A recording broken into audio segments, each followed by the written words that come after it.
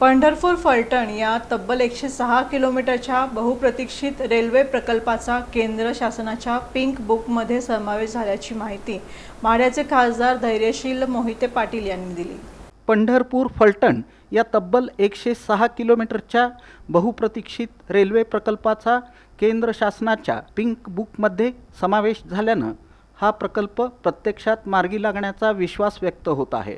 या प्रकल्पाचं नव्यानं सर्वेक्षण सुरू असून नवीन सर्वेक्षणात ज्या जमिनी अधिग्रहित होतील त्या शेतकऱ्यांना नियमानुसार मोबदला मिळणार असल्याची माहिती माढ्याचे खासदार धैर्यशील मोहिते पाटील यांनी दिली। अकलूज इथं रेल्वे बोर्डाचे अधिकारी, माळशिरस, फलटण आणि पंढरपूर तालुक्यातील बाधित शेतकरी तसंच लोकप्रतिनिधी यांच्या संयुक्त बैठकीत खासदार धैर्यशील मोहिते पाटील बोलत होते। प्रकल्पाचा सविस्तर अहवाल तयार होण्यापूर्वी वादग्रस्त मुद्द्यांबाबतच्या तक्रारी तसंच ग्रामपंचायतीचे ठराव आपल्या कार्यालयात आणि संबंधित प्रांताधिकाऱ्यांकडे सादर करण्याचं आवाहनही त्यांनी यावेळी केलं।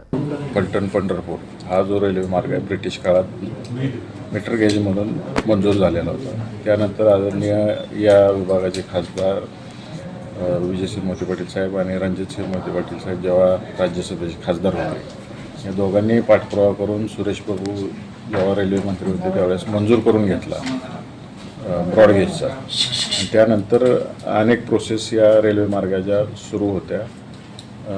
फलटण, माळशिरस आणि पंढरपूर तालुक्यातल्या अनेक शेतकऱ्यांच्या याबाबतीत शंका होत्या। गेले 2 वर्ष झालं मी पत्रव्यवहार करून आज या ठिकाणी त्या गावातल्या प्रमुख लोकप्रतिनिधी असतील, शेतकरी असतील, या सगळ्यांची बैठक आज आपण आयोजित केली होती। ज्या शंका आहेत, कसा मार्ग होणार आहे, कोणत्या पद्धतीनं होणार आहे, या बाबतीतली सखोल माहिती सगळ्या शेतकऱ्यांना या ठिकाणी आपण उपलब्ध करून दिलेली आहे। आणि ज्या काही शंका आहेत त्या पुढं रेल्वेच्या दृष्टिकोनातून जे काही सहकार्य हा प्रकल्प वर आणण्याच्या दृष्टिकोनातून करावं लागते ते याच्यावर सगळ्यांची चर्चा झाली। शेतकऱ्यांवरही अन्याय होणार नाही या दृष्टिकोनातून आम्ही सगळेजण प्रयत्न करतोय की ज्या काय मागण्या आहेत शेतकऱ्यांच्या त्या केंद्र शासनापर्यंत पोचवून त्यांना त्यांचं शंकेचं निरसन व शेतकऱ्यांचा फायदा कसा होईल हेच या बैठकीतून आम्ही चर्चा घडवून आणली आणि